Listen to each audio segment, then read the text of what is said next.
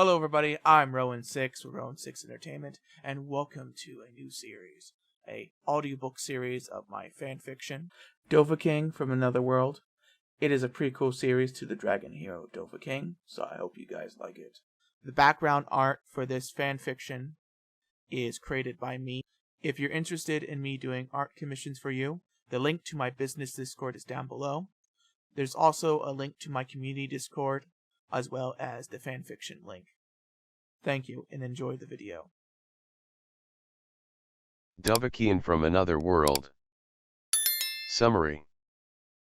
After All Might crushed his dreams and a failed suicide attempt, Izuku Midoriya was hit by an unknown quirk by an unknown person and sent to the world of Skyrim. Now, can he survive in such a dangerous world?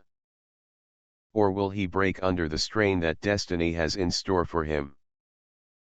But more importantly, can he prove to himself that quirkless does not mean worthless? This is the prequel series to the Dragon Hero Dovahkiin. Chapter 1, Savior from the Sky. The first thing that Izuku remembers feeling was the sensation of falling. Opening his eyes, he was greeted with a view that was so beautiful, but at the same time terrifying. The first thing he noticed was a beautiful landscape made up of tall snow-covered mountains, lush forests, and raging rivers. It is one of the sights that he will never forget for the rest of his life because it was the first sight that he ever had of Skyrim. The second thing he noticed was the sensation of falling, which he felt. It was justified because he was indeed falling and the ground was approaching fast. Ideas flashed through his mind until a half-baked plan came to him.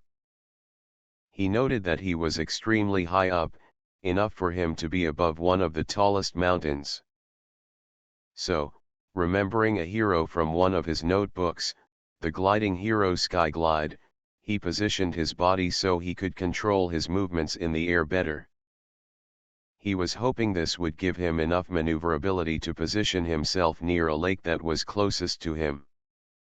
He hoped it was just deep enough, and he didn't break anything that would hinder him from swimming to shore. He also hoped that if he was knocked out on impact, he could die peacefully. He quickly shook that thought out of his head as quickly as that thought formed. He did not need those thoughts right now, instead, he needed to focus on getting to the lake before hitting the ground.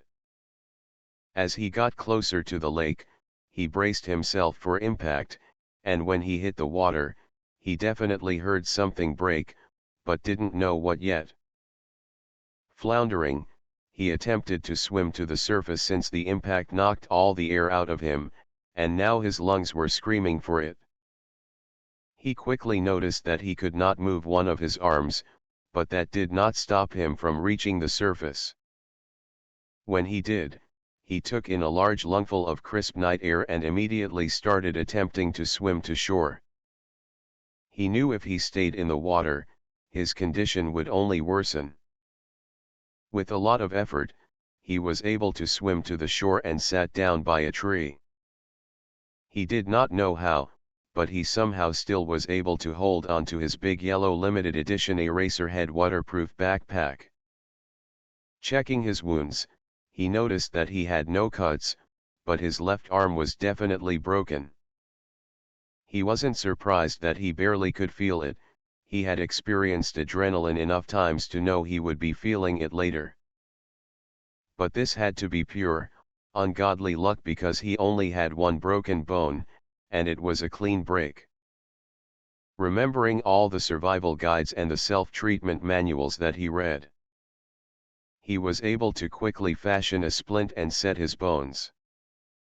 It was funny, who knew the books he picked up to treat his wounds that he got from Kikin on a daily basis would come in handy like this.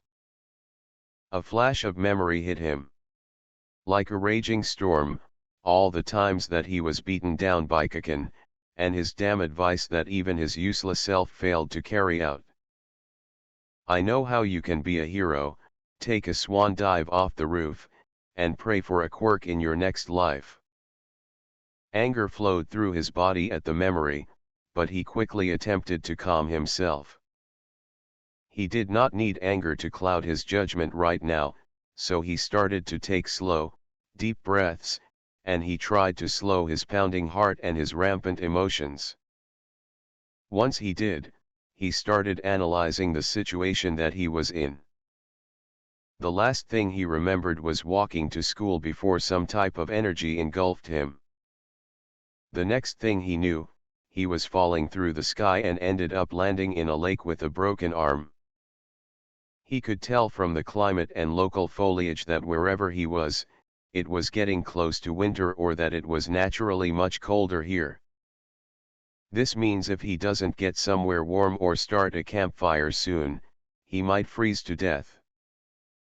Ah, I should have aimed for one of the mountains instead. Izuku mumbled to himself before shaking his head violently to shrug off those thoughts. No, he could not think like that right now, he needed to come up with a plan.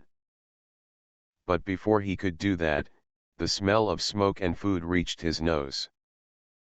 Looking around, he could see the light of a campfire nearby, perhaps somebody there could help him. Getting up, he slowly approached the campsite, but his constant years of abuse made him subconsciously sneak up on the campsite instead of walking straight into it. This was a good thing because once he reached the borders of the campsite, he noticed 3 people wearing worn-down leather armor that looked to be made of various animal hides and furs. 2 of them had a sword attached to their hip, and another one had a bow on his back and a dagger in one of his hands. A woman with long red hair and wearing some type of iron armor was bound and gagged. The sight caused him to hide behind one of the trees.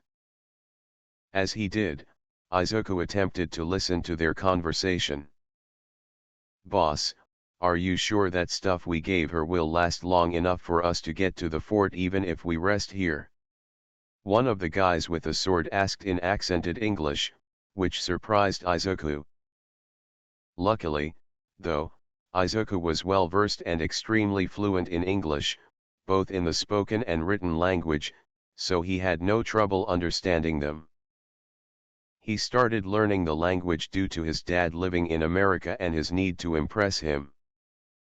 That was before he figured out that he had no interest in Izuku due to his quirkless status. He also needed to know it if he was going to watch all of All Might's interviews from when he was in America. A flash of memory hit him again. This time, it was him on the rooftop with his idol, All Might, as he brutally crushed his dreams, and then he decided to take Kiken's advice. If it wasn't for the fact that the building that they were in was a factory that made ultra-soft mattresses, and the dumpster below that he ended up accidentally landing in was filled with all the excess scrap of their material, he would have probably ended his life that day. The gruff voice, which he assumed to be their leader, spoke up, which broke him out of his flashbacks. "Yeah, that stuff has been made by our best alchemist in the Silver Hands.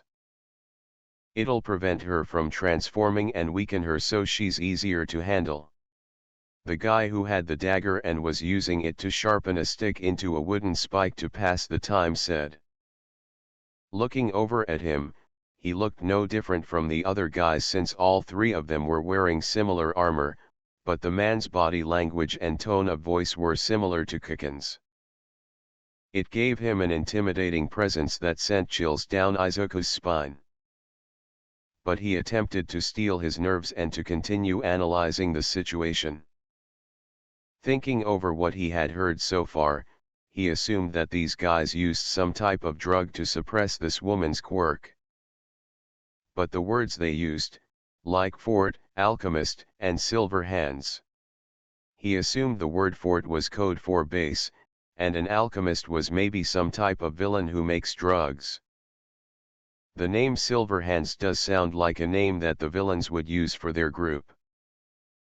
But none of it still made sense, the outfits they were wearing and the fact that they had swords instead of guns. If these were villains, why did they look like a bunch of hunters who've been living off the land for a long time? Perhaps this is a villain group that lives off the grid, and they caught someone entering their territory. But again, that makes no sense because it seems like they planned to capture her since they had the drug prepared. Not to mention the land. His thoughts were interrupted by the voice of the final member of the group. "Oh, is that so?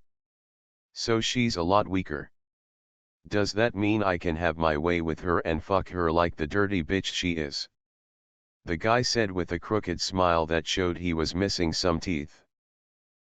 Izuku's eyes widened at his words. This guy was going to rape her. He attempted to think of a plan but failed to do so due to his now shivering body. He quickly noticed that he was starting to suffer from hypothermia thanks to his wet clothing. Not to mention that he was terrified, which only enhanced his shivering body. He attempted to push past the cold and his fear so he could think of a plan, but before he could do so, the voice of their leader spoke up. "Of course we can, but I'm going first," the man said as he casually threw his now sharpened stick away, which landed right at Izuku's feet. He stared at the stick for a second before peeking out of his cover to see what was happening. But when his eyes met the woman's, he could see the fear, the desperation, and the pleading look in them. The next thing he knew, he was already moving. He did not know what came over him, but the next thing he knew, he was grabbing the stick off the ground and was charging at the man. With only thoughts of saving the woman and little thoughts of the consequences, he used the sharp piece of wood that he grabbed to stab the closest one out of the three to him in his side and right between the gaps in his armor. Blood covered him as Izuku's broken arm throbbed in protest of its use as the man fell over dead. But when Izuku realized what he had done, he was paralyzed from shock. He could not help but stare at the sight of the now dead man, whose body was bleeding out in front of him onto the cold forest floor. So he obviously did not see the foot that ended up kicking him in the chest. As he was launched back from the kick, his head impacted a tree with a sickening crack. He attempted to get to his feet, but his vision swam as he stumbled and fell to his knees. But as he tries to get up again, a strong hand wraps around his neck and lifts him up into the air. Before he could even realize it, he felt a sharp pain in his stomach. Looking down, he saw that the man had stabbed him. Letting go of the blade but still holding him by the neck, the man started to boast. Izuku did not hear what the majority of the men said, but when he heard the words, "Rape the girl when you're dead," something in him snapped. He did not know what it was. It could have been the hyperthermia, the adrenaline coursing through his veins, the concussion, or even what remained of his self-preservation instinct, or it could have been him finally snapping after all of the years of abuse he suffered. Whatever it was made him do something that he thought he would never do in his life, and that was fighting back with everything he had, which included the dagger in his stomach. Pulling out the dagger in his stomach, and with a yell that held enough fury to ignite an entire forest, he swung the dagger at the man and slit the man's throat. As the man realized his throat was slit, he dropped Izuku onto the ground before bleeding out. Izuku attempted to move with everything he had, but just couldn't.